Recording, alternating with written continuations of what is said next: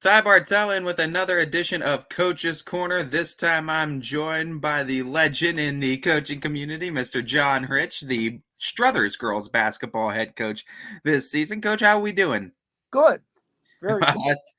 That's good to hear. Coach, it's practice season right now. Practices are going on for a lot of teams. You got to get to see what you have from what you don't have this year, talent wise, to what you maybe need to improve on. As far as what you've seen in practices, what have you liked? Well, I like the enthusiasm and I like the energy that our kids have. Uh, I've only got I think I only have 13 girls. A lot of the volleyball girls are decided to go to JO volleyball, so they didn't come out. And I only have two girls who actually saw playing time on the varsity last year. So when you take all that and you kind of look at the 13 girls that you have, let's do a little meet the team segment. What can we expect on the floor this year for the Struthers Wildcats? Well, I'll tell you that they will give you 100% because I'll tell you they're really good kids and they like to work and they've been really cooperative and I just can't be happier with what I've seen so far. I mean, we have a lot of underclassmen, a lot of freshmen, sophomores. I only have one senior who played last year, and I had to go into the halls and grab a couple of other seniors who haven't played in a couple of years. So we're trying to play catch up, and hopefully, maybe by the time the season begins, they'll be maybe ready to play basketball. When you look at what you bring to this community, why was it such a perfect fit for you to take the Struthers head coaching job and bring your talents this way? Well, I'm a Struthers boy, and unfortunately, when I retired from teaching, I did not realize that you had to be a teacher to coach. And I lost my job because I wasn't teaching. So to take it back, I wish I would have known. The teachers would have notified me that if you don't teach, you can't coach. So I kind of wandered around to many different schools, and when this opportunity came up, I figured, you know what? Let me see what I can do. I still have the energy. I still have the love of the game, and I thought, well, you know what? It's my hometown. I'd like to get back and see what I can do with these kids. What's your coaching style like for Struthers fans, and what can they expect? What kind of brand of basketball you want these Wildcats to be playing? Well, we're going to do a lot of running. Uh, I don't believe in playing slow basketball. We're going to be doing a lot of running. We're going to be doing a lot of pressing, and we're going to try to make things happen by up tempoing the game. Coach, I mean, obviously, this is a very tough NE8 conference that you guys are going to become competing in. Poland's been at the top of the league for a while now, but aside from that, a lot of great talent in and around the conference too. I mean, what do you expect challenges wise this conference presents for this team, and what are you kind of excited for competing wise inside this conference? Well, I kind of accept the challenge. I know there's a lot of great coaches in our conference, a lot of great teams. South Range has got tradition. Poland, of course, is very good. Gerard, Hubbard. I mean, they're all good coaches, good, well coached teams, and I know that they're not going to take any mercy on us if possible. I mean, they're all out to win, and so we're going to have to face some adversity to begin with. Unfortunately, we have to start the season off with Canfield, who was 25-2 last year. Uh, but we're going to be, hopefully we're ready for them. And then we've got to go to Fitch and play. So we've got two good teams right off the bat, Yeah. and we're just trying to get the kids some experience because most of these kids have no varsity experience, so they're going to be green. Got to give them that kind of baptism by fire, right, Coach? You got to just get in there and get that experience, right? Get it under your Oh, belt. absolutely, absolutely. It's going to pay off. It's going to pay dividends though for them going forward, and as they continue to progress, I have no doubt in my mind. Coach, you look at the team though, and you look at the field house. Such a beautiful facility to be able to play into.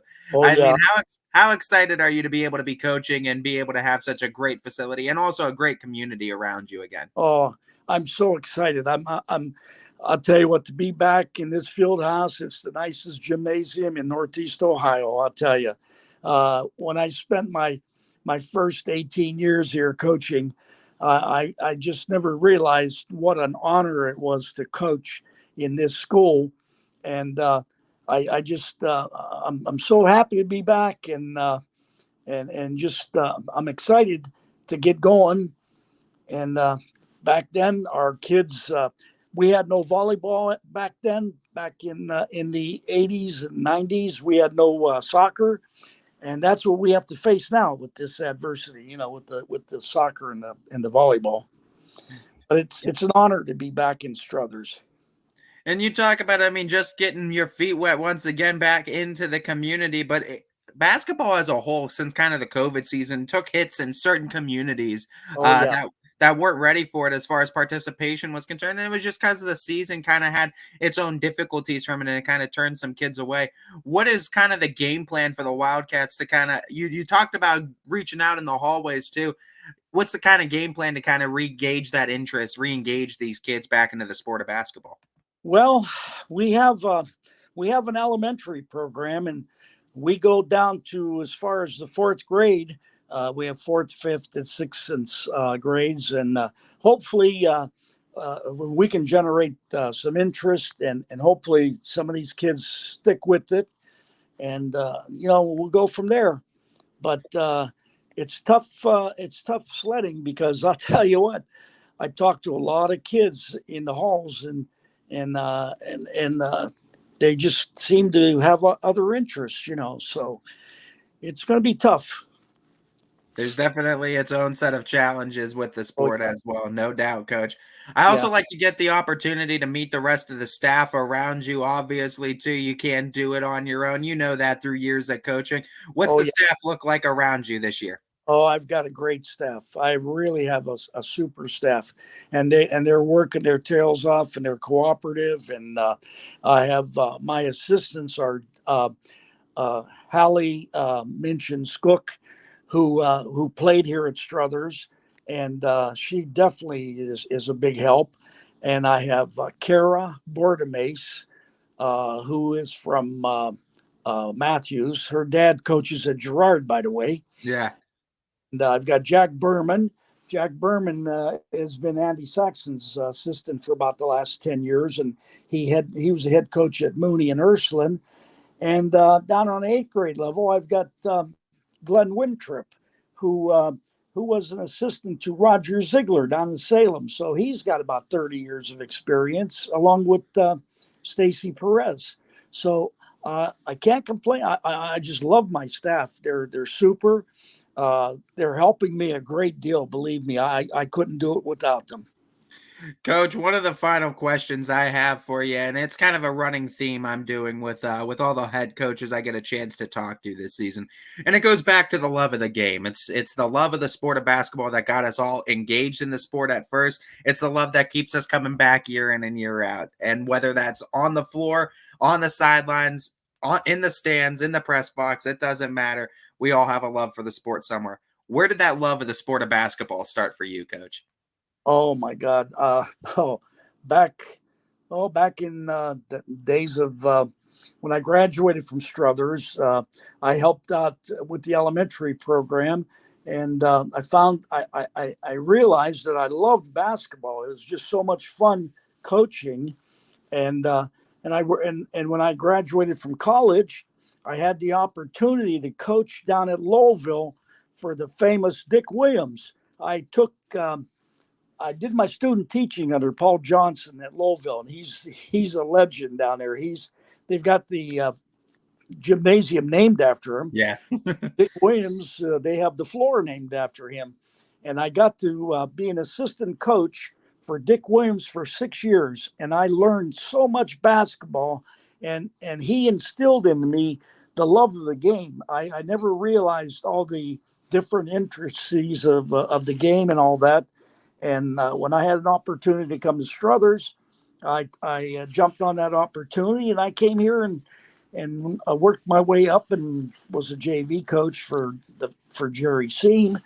And I just, when the girls' job opened up, I decided it was a good take because I had two daughters and I might as well coach girls. So I just I don't know, I kind of got that love for the game, and I still do. It's still a lot of fun, uh, even with the losses and the wins and all that. It's a great feeling to win, and how many times at Struthers did we go to the regionals, and I think we had six conference championships, and it's just it's still fun, you know. Well, I have a quick follow up to that because I mean, with all these kind of great minds that you were able to kind of be around as you progressed in coaching through the game, what's something? Do you have like a quote or maybe a piece of advice that you kind of hold close to the vest that's kind of helped you out through all the years? That's kind of been one of your go tos. Well, I got this from Dick Williams. He says, "Enjoy it." He says, "Work hard," and he says, "Never let up." He said, "Just go out and do the best you can, and try to instill and motivate the kids." Well, Coach, we're so excited for what you're going to be able to bring to this Struthers Wildcats team. We're rooting for you. We're rooting for the Lady Wildcats this year, and we wish you the best of luck in this season. Thank you, Ty. Thank you. Thank you, coaches. This has been a first edition of Coach's Corner with the legend himself, the new coach of the Struthers Lady Wildcats, Mr. John Hritz.